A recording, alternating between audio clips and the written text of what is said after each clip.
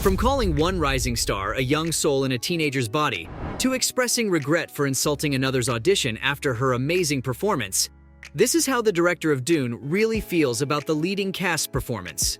Let's start with Denis's comments on Timothée Chalamet. With my own eyes, Paul Atreides becoming something else. The French-American actor is in extremely high demand in Hollywood right now. Every director wants his name on their movie's poster. I guess that's why Villeneuve said it was easy casting him. According to him, he only had one requirement for this role. He wanted an old soul in the body of a teenager, and in his eyes, the Oscar-nominated American actor was the perfect fit. What made him think of Timothée as an old soul? I swear I have no idea, but clearly the sci-fi director knew what he was doing, because no one could have pulled that role off better than Timothée Chalamet. The actor has a certain finesse that he brings with him to every character he's ever played, from some of his earlier films to Dune as his latest one. You best believe a film with the French-American actor will be a banger. Oh, and it's not like he didn't benefit from working with Denis too. Like, yeah, sure, he earned himself the lead role in one of the greatest sci-fi adaptations to date, but he also learned how to maneuver in a new genre. Because before Paul, Timothée played grounded characters in movies such as Little Women and Call Me By Your Name, and who better to introduce you to the world of sci-fi than none other than Denis Villeneuve? The Canadian is clearly a master of his field and has a good relationship with his cast. Here's what he had to say about the rest of them. To summarize, he called them the future of Hollywood, who have the power to drag people back into theaters. Now that's the type of praise you'd want to hear as an actor, and he's obviously right. Like, have you seen the new cast? Austin Butler, Florence Pugh, and Christopher Walken. Add that to the old cast, and you have one of the greatest castings in sci-fi history. They've all earned respect through their work, and are now thrown together into the mix for one movie. So, you can already guess how awesome this movie is going to be, but then again, what's new in the sequel? It's breathtaking. When you see sand here, imagine water. If you dive in. Well, here's everything we know about Dune 2. If you've read the books, you probably know all about what'll go down in the sequel. But if you're like the majority of the population, who became fans after the epic cinematic masterpiece by Denis back in 2021, then well, you guys are in for a treat. Now the sequel, just like the first film, focuses on the storyline of the books written by Frank Herbert.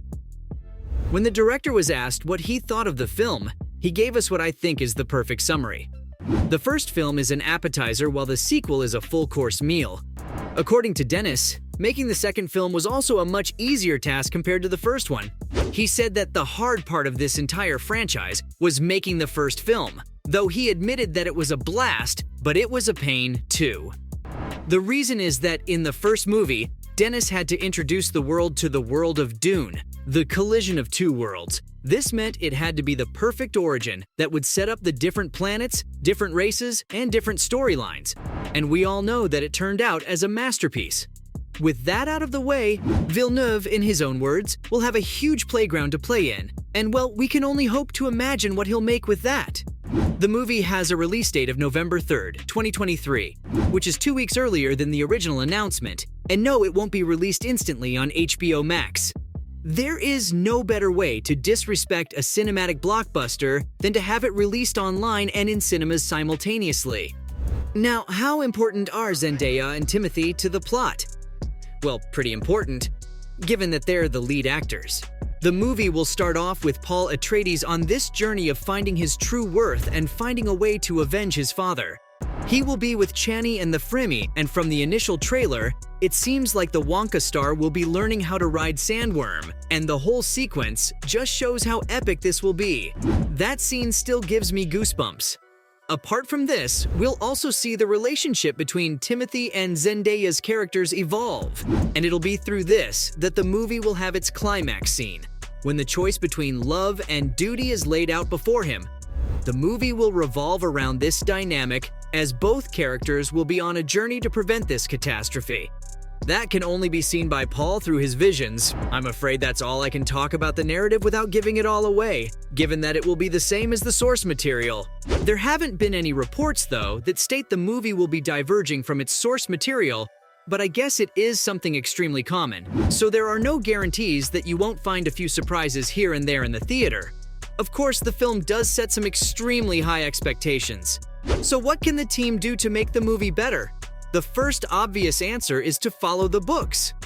There is a reason that the series is being adapted, and there's no point in trying to alter that masterpiece because it can really anger fans.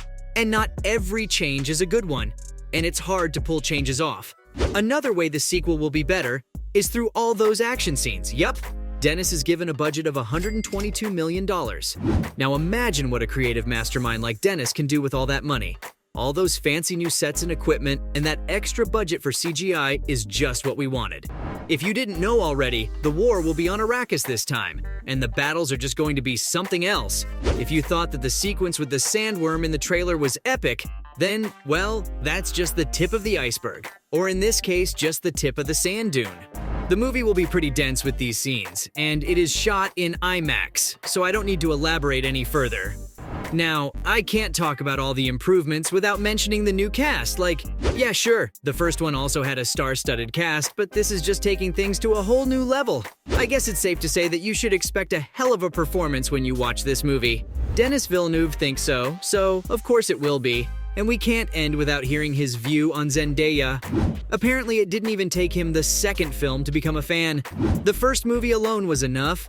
DUNE hadn't even premiered in theaters, and the Canadian director was already excited to shoot the next one. This is because he felt honored to work with Zendaya. It's like he was ultimately starstruck by the Euphoria star. Who can blame him? And he was so impressed by the performance that he regrets auditing her. In an interview, Dennis told the story about how the different roles were cast. He had to audition a lot of people for the role of Chani. And after auditioning Zendaya, it became obvious to the Canadian who he was going to cast. That's why he nicknamed her the Young Desert Tiger. She was simply the embodiment of Chani. Zendaya also helped Dennis achieve his vision for the film's theme. If you've seen any of his movies, you would have noticed that they all share this common theme: humanity and being grounded. And it's no easy feat doing that when you have this sci-fi world filled with sandworms and glowing blue-eyed people. But according to him, the secret to believing in Arrakis is believing in Zendaya. As cryptic as it sounds, you will understand what it means once you see her performance. Oh, and Dennis wasn't done with the praises. In another interview, he said that when he first watched the Euphoria star in action, it was like watching the birth of Chani. I guess it's safe to assume that Dennis was simply blown away by her performance, like the rest of us. From being blown away by Zendaya's performance to calling Timothée Chalamet a young soul in a teenage body. This is how the director for DUNE really felt about Zendaya's and Timothy's performances.